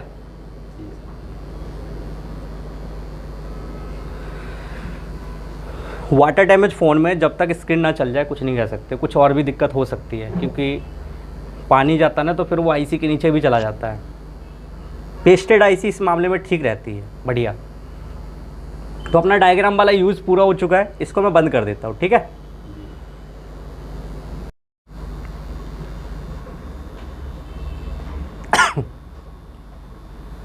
कस्टमर हमेशा थोड़ा पानी ही बताता है, चाहे पूरा फ़ोन पानी में क्यों ना चला गया हो। और इंडिकेटर जल रहा हो तो MI का यूज़र ये कहेगा फ़ोन चालू है। लेकिन फिर इससे जब पानी सूख गया ना, तो 1 मंथ चला फिर। हाँ, तो चलाना नहीं चाहिए ना उसको दुकान पे लेके आना चाहिए कभी भी, किसी भी कस्टमर को। आप जैसे आप खुद ही काम सीख रहे हो, तो अब आपके पास लेकर आएगा तो आप उसको सर्विस भी दे दोगे। तो चलो, ये चालू हो गया। ठीक है, मेरे को लगा टच नहीं चल रहा है। तो देखो चालू हो गया। ठीक है, पानी दिख रहा है यहाँ पे पानी है या क्या है पता नहीं। देखो यहाँ पे येलोनेस दिख रहा है, 2 कोनों पे कुछ गया हुआ है इसके अंदर। पानी या तेल, कोई भी लिक्विड चाहे हो सकता है, लिक्विड ही कोई जा सकता है। अब देखो ये फ़ोन फ़िलहाल ऑन हो गया। ठीक है, इसका कैमरा चला के देख लेते हैं। देखो, ठीक है, चालू हो गया फ़ोन। अब आज की क्लास में आप लोगों को क्या पता लगा कि डायरेक्टली पावर IC निकालना है क्या? अगर आप लोग देखो डायग्राम पे मेहनत नहीं करोगे, मेरी बात समझना, अगर डायग्राम पे मेहनत नहीं करोगे तो मैं या कोई भी टीचर आपको नहीं सिखा सकता है। ठीक है, तो सबसे पहले देखो, जो गुरुजी होते हैं, अब मान लीजिए आप मेरे पास सीख रहे हैं, ऐसी बहुत सारे सीखने के जगह हैं। तो अगर कहीं पर भी कोई गुरुजी सिखा रहे हैं और उस गुरुजी को नॉलेज होना सबसे पहले बहुत इंपॉर्टेंट है, क्योंकि देखो स्टूडेंट पैसा लगा रहा है तो वो तो सीखने ही आ रहा है ना, कोई टाइम पास करने थोड़ा ना इधर आया है घूमने के लिए। किसी का माइंड कम, किसी का ज़्यादा। कोई 5 स्टेप मैंने बताया तो 5 स्टेप एक बार में याद कर ले रहा है, कोई 5 स्टेप बताया वो 0 बट्टा पे रह जाए। जैसे सोहेल नहीं आया आज, सोहेल आता तो सोहेल का क्या स्कोर रहता है, 5 बताओ ना तो 5 उसको नहीं पता होता, और कॉन्फिडेंट आपको इतना ज़्यादा दिखेगा जैसे लगेगा इसको 5 पता होगा। तो हाई कॉन्फिडेंट भी नहीं रहना है, जो पता हो वही करना है, जो नहीं पता है वो पूछ लेना है। मान लो आप सीख के जाओ, आपको दिक्कत है, आप व्हाट्सएप पे मैसेज डाल के छोड़ दो। आप देखते हो मैं रिप्लाई करता हूँ ना बंदों को, लेकिन वही बात रहेगी। आप जैसे आप मेरे सामने आए हो, अभी मैं क्लास छोड़ के पहले रिप्लाई दूंगा तो फिर क्या रहेगा, मैं तो पूरे दिन रिप्लाई दूंगा। लेकिन हाँ, जैसे मेरे को टाइम मिलता है मैं रिप्लाई सभी को करता हूँ, अपने इंस्टीट्यूट वालों को भी करता हूँ और दूसरे इंस्टीट्यूट वालों को भी करता हूँ। अगर आपके भी जान पहचान में कोई ऐसा स्टूडेंट हो जो किसी इंस्टीट्यूट में पैसे दे चुका है और सीख नहीं पाया है और इस फील्ड को छोड़ रहा है, तो एक बार उसे मेरे से ज़रूर मिलवाना है, ठीक है। उसको फील्ड नहीं छोड़ने देंगे। जैसे अभी एक चंदन जी आए थे हमारे पास, उन्होंने अपना बताया था कि मैं सर फील्ड ही छोड़ देता, ठीक है। वो मेरे पास भी यही सोच के आए थे, अच्छा सिखाया ठीक है, नहीं सिखाया तो हम फील्ड छोड़ देंगे, ठीक है। जो हम फीस लेते हैं वो फीस अब कोई कैसे लाता नहीं लाता मुझे नहीं पता, बट सभी के मेहनत के ही पैसे होते हैं। मेरे को भी देता है वो मेहनत के पैसे हैं, मैं भी किसी को दे रहा हूँ मेहनत के पैसे, किसी और इंस्टीट्यूट को भी कोई दे रहा है तो मेहनत के पैसे। तो मेहनत के पैसे को बड़ा सोच के इन्वेस्ट करना चाहिए। खर्च मतलब इस तरीके से, आपके पास अगर अनलिमिटेड आ रहा हो तो वाईफाई देखो, आप केयर करते हो उसकी, लेकिन 4 साल पहले जाओगे तो आप 5 MB की भी केयर करते थे। मतलब हर चीज़ वक्त की होती है। तो आज की क्लास कैसी लगी आप लोगों को? तो जो भी लोग मोबाइल रिपेयरिंग कोर्स सीखना चाहते हैं उनको क्या मैसेज देना चाहेंगे आप लोग? एक सेकंड,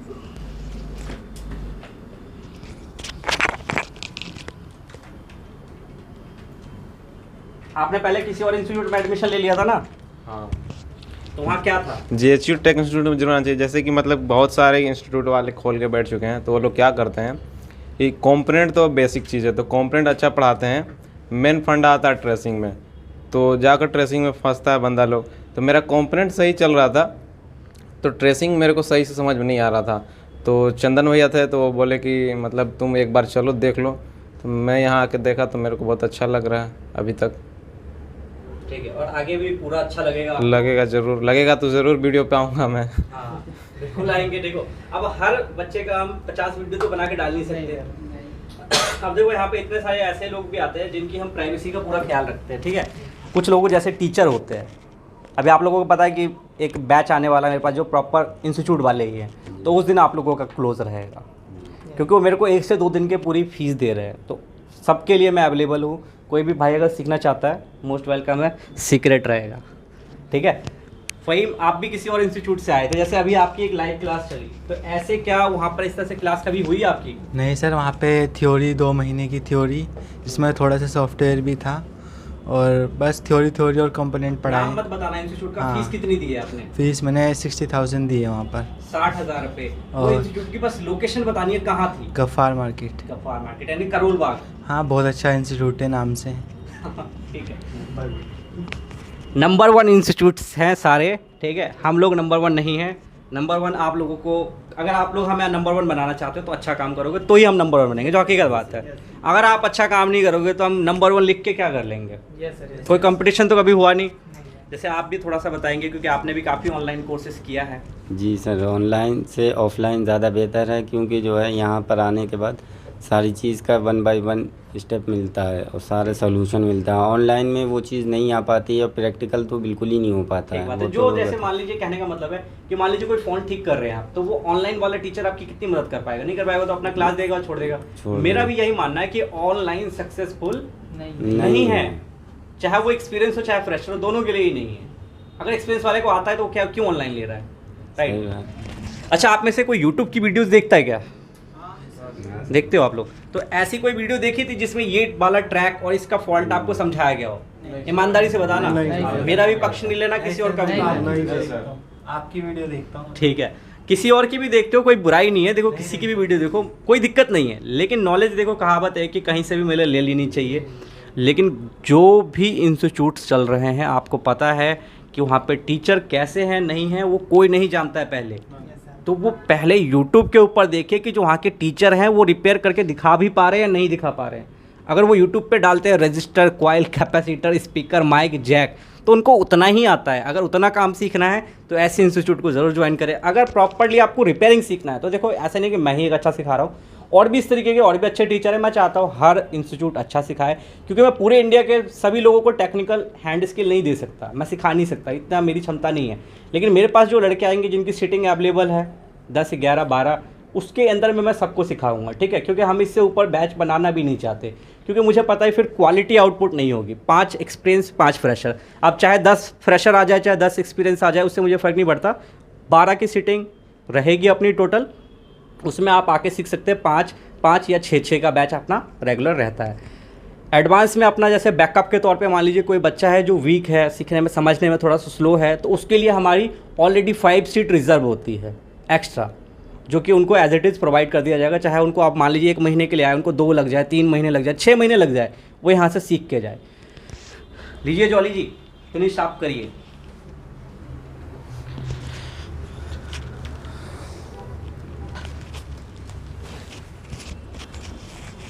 आप सभी ने बहुत फोकस से समझा, आज का बहुत अच्छा लगा मुझे। ऐसे ही रोज पढ़ना है और डायग्राम पे मेहनत बहुत करनी है।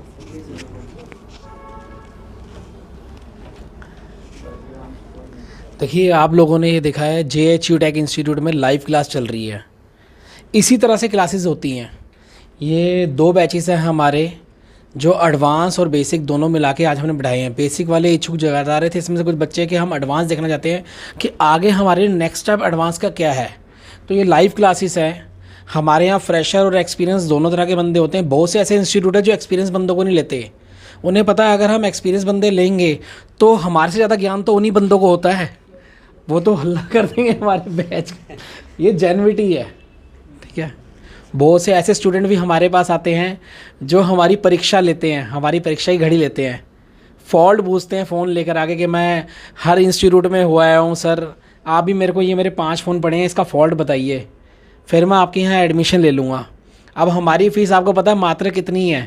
अगर आप ये चाहेंगे कि मैं 20 फ़ोन लेके इंस्टीट्यूट में ठीक कराने ले चला जाता हूँ अपने गुरु से, तो आप सीखने थोड़ी ना आए हैं, आप तो बिज़नेस व्यापार करने के लिए हमारे पास आए हैं।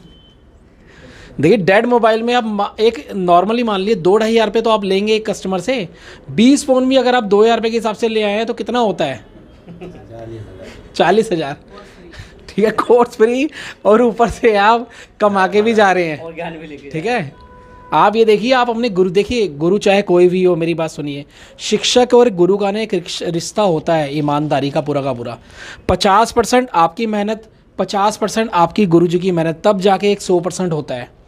और हम तो यही चाहेंगे जो हमारे यहाँ से सीख के जा रहे हैं उसका एक नाम हो आने वाले टाइम के अंदर।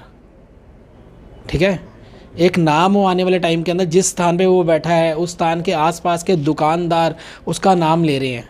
वो हमारे लिए सबसे बड़ी शिक्षा है जो हमने दी है सबको। बाकी मैं हिमांशु जी का और सारे स्टूडेंट का दिल से धन्यवाद करता हूँ, और जितने भी व्यूवर हैं जो ये वीडियो देख रहे हैं सभी से ये इच्छा जाहिर करूँगा कि वो चैनल को सब्सक्राइब करें, लाइक करें और शेयर करें।